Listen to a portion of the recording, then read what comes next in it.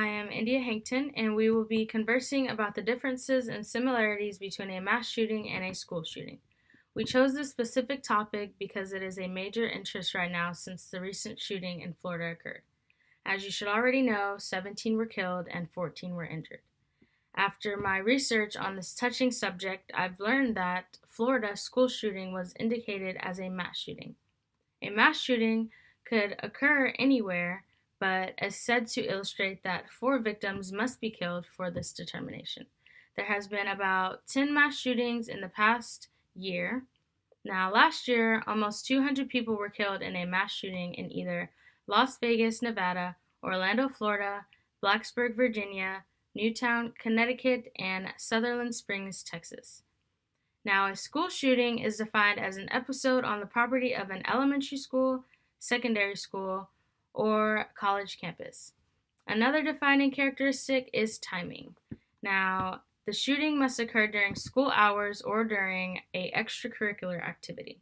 For instance, sporting events, parking lots, cafeteria, hallways, or classroom.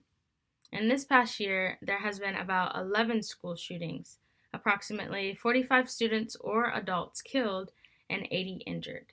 Now, the similarity between the two shootings would be that all or most are pronounced either arrested, then sentenced to a large amount of years or life in prison, or some even kill themselves after this horrifying incident.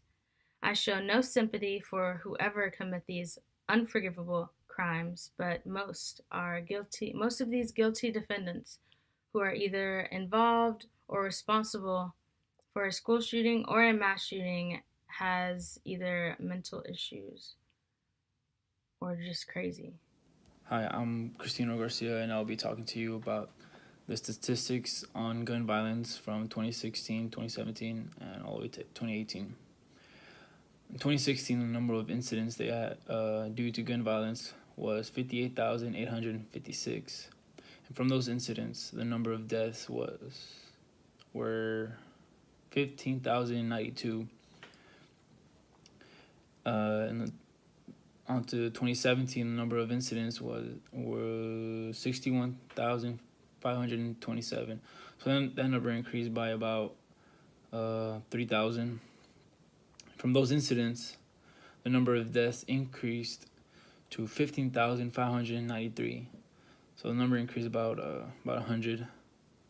Moving on to 2018, the number of incidents in these 2 months have been 8,557. From those incidents in these 2 months, the number of deaths have been 2,309.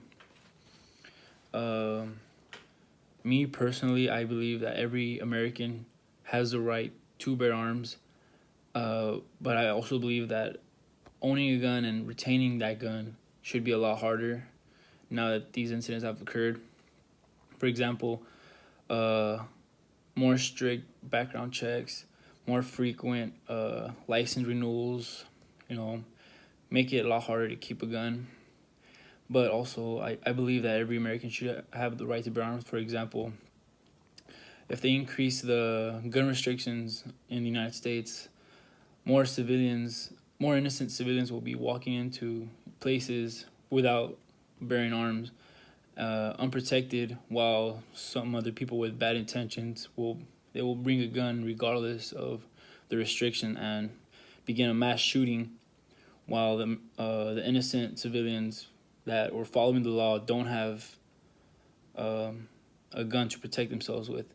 So in my opinion, if we had less gun restrictions, if that were the case, we'd have a lot less casualties in these incidents, in my opinion. Hello, my name is Joey Rios, and today I will discuss the psychological perspective of the school shooter. The United States has took a huge increase when it comes to school shootings. Let's think about the mental health issue perspective on mass shootings. This is a very unsettling topic to discuss for various reasons, but the fact that talking about this will help increase ways to stop school shootings from happening again. It's unfortunate that this is still happening, but there are a lot of various reasons why terrorists think and do such a horrible act. Some reasons may include the way the shooter has been brought up through whether he or she was abused from their parents or adopted parents. I never had anybody to go to. The friends and bad people they hang out with and illegal crimes they get involved in, which sparks interest in committing harder crimes. The feeling of depression or feeling unwanted like friends and family, as well as being bullied at school or wherever they are.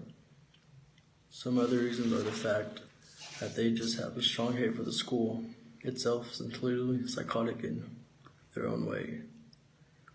There are a million reasons why, but it should never get to the extent of having the audacity to take an innocent life away.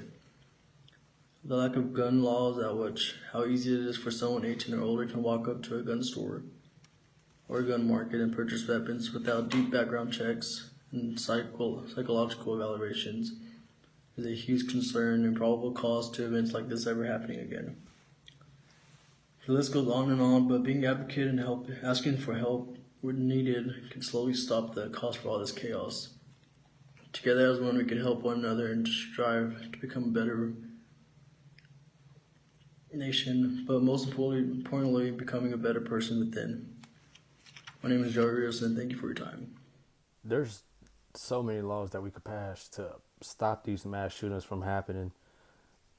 Adding metal detectors could be a big step up. It may cost more money for us, the people, and the government, but I really don't care as long as it helps save kids' lives, because there's too many of these mass shootings happening. We could also add extra security guards. There should not be one security guard in charge of 1,000 students and trying to keep 1,000 students safe. That's absurd.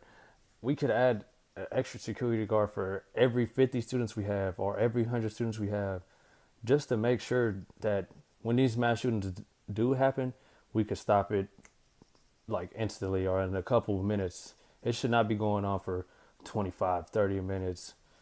There's many ways we can do this, and it's just rough seeing all these shootings happen and kids losing their life, and grown-ups and people who are there to learn and teach and be taught. It's tough. But I think that after this last one, we as a people know that we can prevent this from happening. In conclusion, school shootings has become like a really big thing in the United States for some odd reason.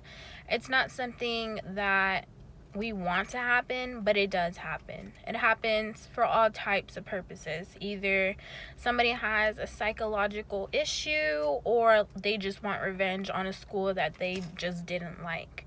There's so many things that we can prevent this from happening, as in getting more security, doing codes, safer door locks. Like, there's so much that we can do instead of giving teachers guns. I know it's a big issue. I know it's something that's going to keep going on and on and on till us as a nation come together and get laws that are going to help. But till then, we have to just come together as one, pray, be there for those who have gone through school shootings, because school shootings are horrible. It's not something we want to think of. When we think of school, we think of a safe place that our children are go to, a safe place that we went to. It's not somewhere that we want to think about, oh, is my kid going to be safe today, going to learn their ABCs, their 1, 2, 3s? Like, no, it's not something we want to know. So I hope through this project you learn some stuff, but